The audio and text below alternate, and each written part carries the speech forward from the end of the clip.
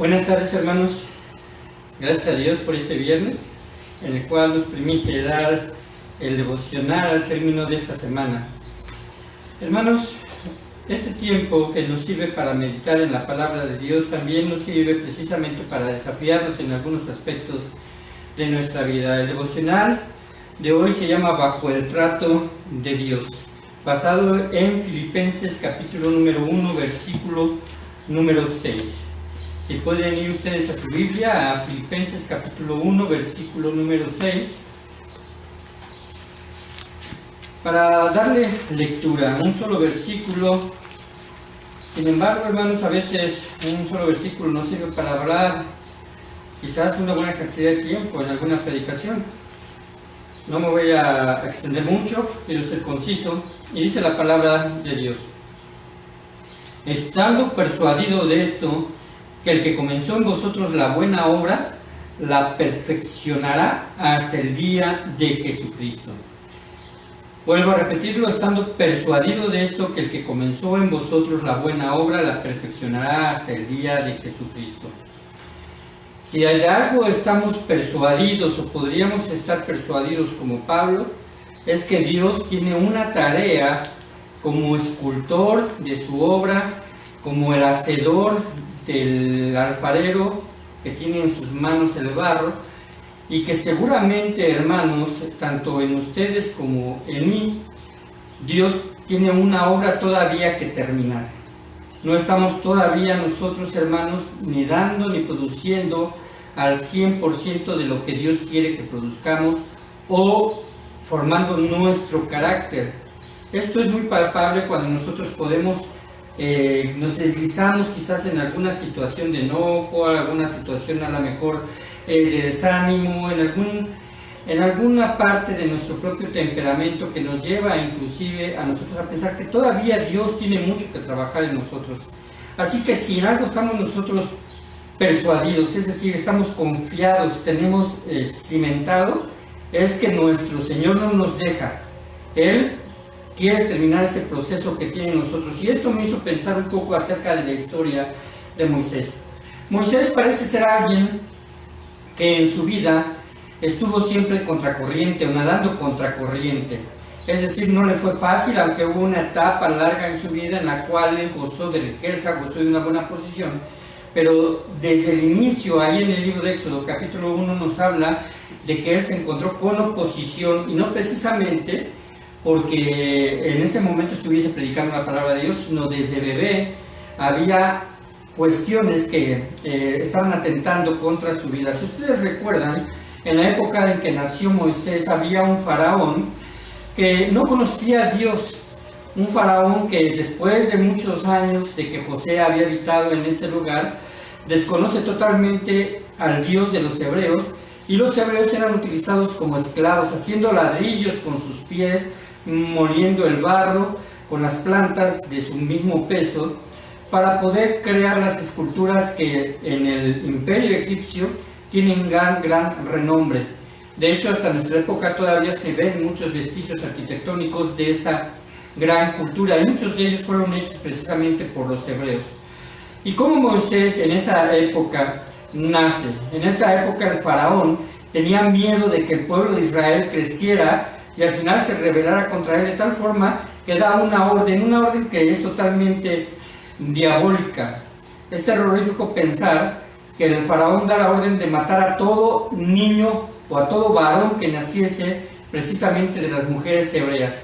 Así que en el tiempo en que nace Moisés, él debió de haber sido ejecutado lanzándose a su río sagrado, que es el río Nilo, en respuesta a esta orden. Pero dice la palabra de Dios que las parteras, ¿verdad?, temieron a Dios y que no hicieron caso de esta orden, y ellas alegaban llegar tarde cuando el niño ya nacía. Así que Moisés estuvo oculto por su madre durante 3 meses. Ustedes imaginen esta escena: nace Moisés con el peligro de que cualquier soldado o cualquier egipcio que oyese un llanto ahí en la casa de su madre, de su padre, pudieran localizar a Moisés y darle muerte. Durante 3 meses fue así. Yo creo que fue una gran angustia para su madre, pero sin embargo tiene un pensamiento más bien proveniente de Dios, el hecho de que lo ponga en una pequeña cesta, ¿verdad?, hecha de carrizo y llevada al río y soltada para que la corriente se lo llevara. Hermanos, nuestro Dios controla todo esto, y aún en los cambios en que se generen en nuestra vida, sean para gente que no sea todavía adulta, quizás joven o adolescente o quizás también ancianos, Dios siempre va a haber cambios a favor de sus propios planes y también para proveer en su voluntad lo que Él quiere. Moisés entonces ha arrojado ahí en el río, y la corriente que Dios controla es llevado precisamente hasta el lugar donde la hija del faraón en ese día salió a bañarse junto con sus doncellas. Dios prepara también los tiempos y utiliza inclusive medios que a veces nos parecen un poco ilógicos. El utilizar a gente impía que no le conoce para salvaguardar la vida de Moisés. Dios tenía un plan para Moisés. Entonces sale en el momento exacto, ve esta cuna de carrizos, a este cesto, y ahí en el cual se contenía Moisés, lo toma, es llevado nuevamente al palacio y se busca una nodriza. Y recuerden que la hermana de la madre de Moisés va, su tía de Moisés va, ve qué es lo que está ocurriendo, regresa, y entonces las cosas se mueven de tal forma que su propia madre se hace nodriza de ese hijo sin saberlo los egipcios. Así que, hermanos, Dios controla todos los eventos. Moisés, sin embargo, llega a la edad de 40 años bajo la tutela del faraón. Él gozaba de una vida espléndida. Claro que su vestimenta, su porte, su imagen era diferente a los hebreos. Recuerden que los egipcios, ellos se rapaban completamente la cabeza, se les quitaban casi prácticamente todo el vello de su cara. No hay egipcios que tengan barba, simplemente ellos se ponían algunas tinturas para dar la apariencia precisamente de su propia cultura. Y los hebreos, por el contrario, eran hombres que eran barbados, se dejaban largo el cabello, y además su vestimenta era pobre, la vestimenta de un esclavo. Moisés crece en esta antagonía, y cuando Moisés va creciendo bajo la tutela de su madre, aprende precisamente y entiende que ellos son el pueblo escogido por Dios. Sin embargo, también crece al mismo tiempo con la cultura egipcia, haciendo que haya una confrontación precisamente de emociones, la cual nuestro Dios se va a encargar de que Él se defina. ¿Cómo lo hace? Sacándolo de esa tierra. Recuerden que Moisés se le reconoce como el hombre más manso en la tierra, pero sin embargo en esos 40 años vemos que al final, cuando huye del faraón, es por haber matado a un egipcio que maltrataba a uno de sus hermanos hebreos. Hermanos, entonces ahí hasta ese punto todavía no era una persona mansa que se detuviese a pensar dos veces lo que iba a hacer.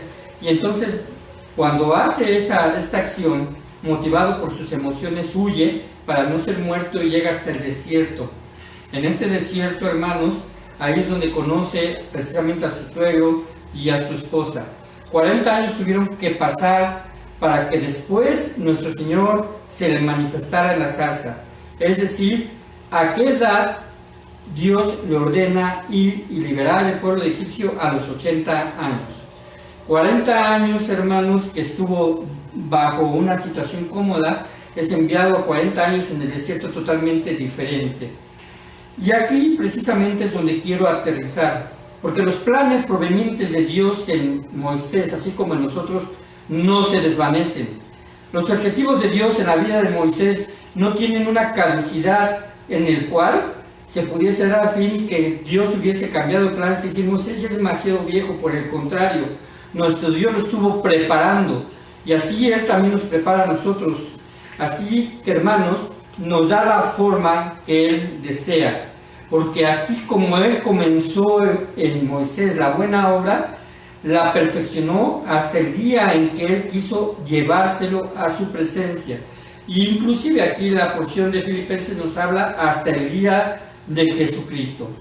¿Qué aprendemos entonces, hermanos, mientras esperamos el tiempo de Dios? Mientras vemos que las circunstancias no se dan como nosotros pensamos, mientras las cosas parecen que están en nuestra contra y vamos nadando contra corriente, ¿qué podemos aprender? ¿Qué aprende un hombre después de haber vivido experiencias de dolor y de desánimo? ¿Qué podemos aprender después de que hayan pasado estas circunstancias? ¿A dónde nos va a mover Dios? Definitivamente, hermanos, aunque nosotros tenemos un plan estructurado a principio de año, ese plan va a tener que cambiar en algunos aspectos, no va a continuar como nosotros lo habíamos así planificado. Va a haber quizás algunas situaciones que nosotros tengamos que redireccionar, sabiendo que podemos aprovechar los tiempos que para dentro de los planes de Dios no son malos, sino son de perfección para sus hijos. Cuando se tienen cubiertas todas nuestras necesidades, a veces no aprendemos o aprendemos muy poco. ¿Por qué? Porque no dependemos de Dios, porque estamos concentrados en que nosotros podemos hacer todo, inclusive también podemos suministrarnos de lo necesario. Pero cuando esto falta, cuando la salud inclusive llega a faltar, entonces damos la media vuelta y nos dirigimos nuestra mirada hacia Dios.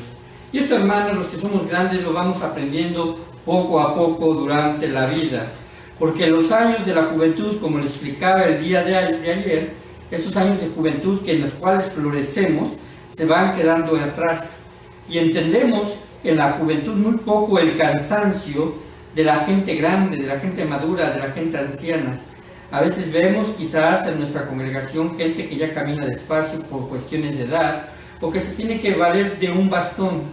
Y en realidad pues podemos ver, y a lo mejor podemos decir, bueno, ¿a poco está tan mal de salud? ¿O a poco ya le están fallando tanto las extremidades? Hermano, la realidad es que la edad va a venir de forma deprisa, la ancianidad, el pasar los años, la edad nos va a cobrar nuestra propia factura, y entonces es ahora cuando debemos detenernos a pensar que todavía podemos dar lo que nuestro Señor Jesucristo quiere que hagamos. Cuando tenemos hijos, aprendemos que ellos nos enseñan inclusive a ser padres, y cuando corremos más que nadie, deberíamos volver la mirada para atrás para aquellos que no pueden hacerlo y que han dejado atrás su vitalidad con un plan. Si estamos hablando de nuestros padres, simplemente con el propósito de darnos a nosotros y ofrecer lo que tenían para que nosotros tengamos esa fortaleza. Nuestro Dios, así como a Moisés, que tuvo un propósito de llevarlo al desierto, de hacerlo pasar por pruebas, de hacerlo pasar sin sabores, de hacerlo pasar por una situación que a lo mejor ya a los 70 años, con hijos, él quizá pensaba que ese era solamente su destino.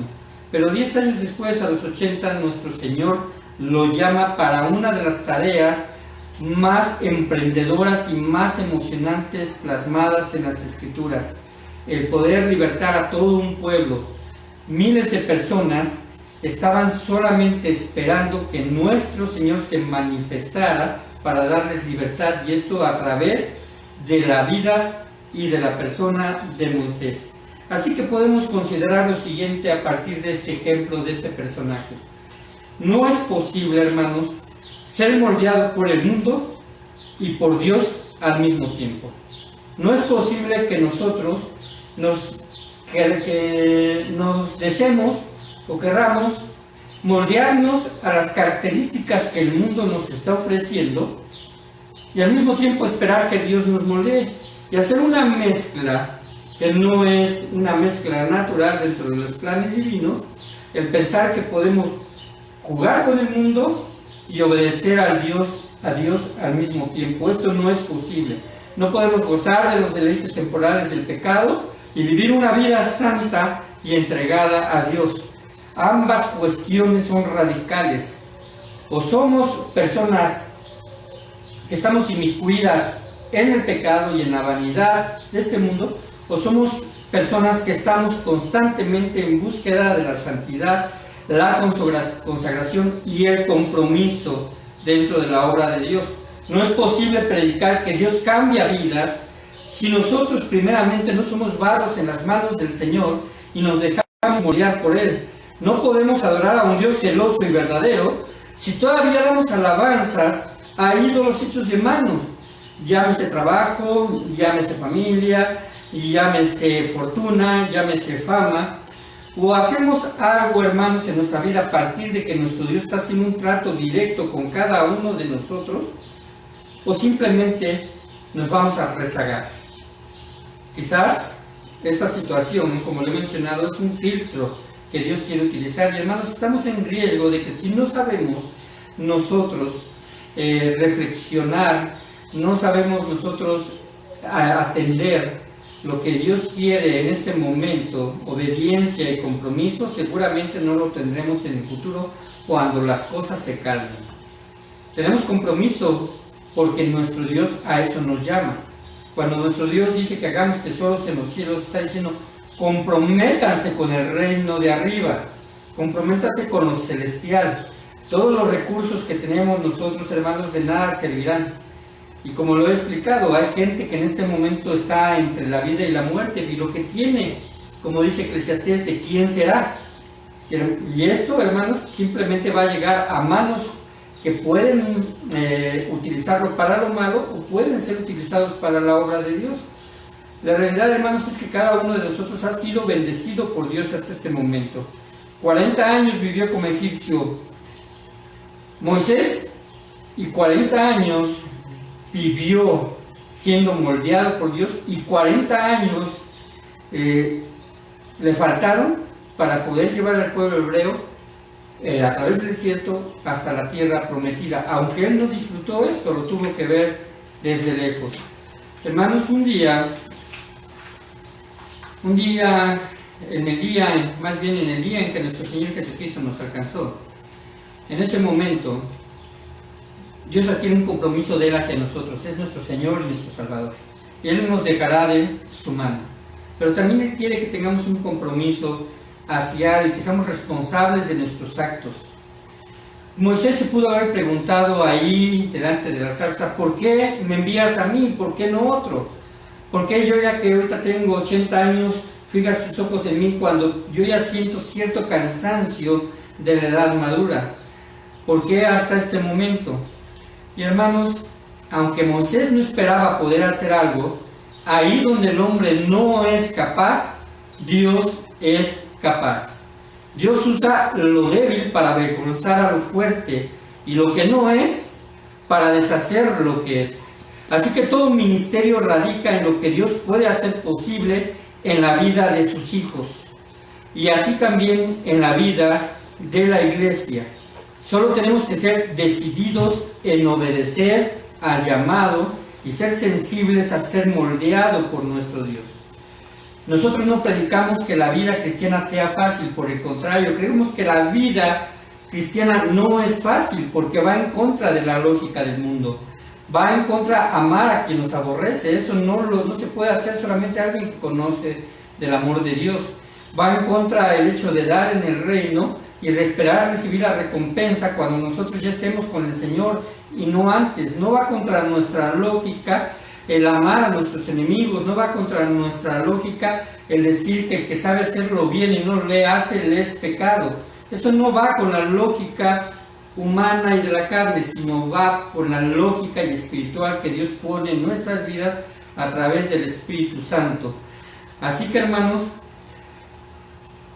nuestro Dios nos pide cosas que no se los pediría a alguien que no le conoce.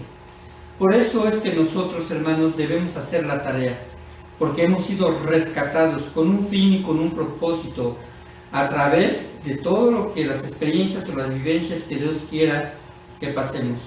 Yo creo que Moisés, hermano, nos deja una gran enseñanza con respecto precisamente a este pasaje de Filipenses en el versículo número 6. Yo creo que Moisés se persuadió de esto, que el que comenzó en él la buena obra, la perfeccionó hasta el día en que fue llevado delante de su presencia. Nosotros, hermanos, tomando esta porción de la Escritura y hacerla nuestra, tomarla y afianzarnos de ella, de que estamos persuadidos de esto, que nuestro Dios ha comenzado algo en nosotros. Ha comenzado a llevarnos a más. Ha comenzado a enseñarnos a ser desprendidos.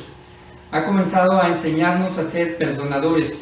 Ha comenzado a enseñarnos a ser benefactores. Ha comenzado a enseñarnos a ser humildes. Ha comenzado a enseñarnos a ser pacientes. Ha comenzado a enseñarnos a tener dominio propio, etc. Él ha comenzado la buena obra y la terminará, hermanos, con nuestra buena disposición la perfeccionará, es decir, la llevará al punto más maduro posible que cualquier ser humano la tenga en el día de nuestro Señor Jesucristo. Dios bendiga su palabra y hermanos, les invito a que estemos atentos a la predicación el día domingo a las 10 de la mañana y el día domingo a las 6 de la tarde. Reciban bendiciones de mi parte y también de mi esposa.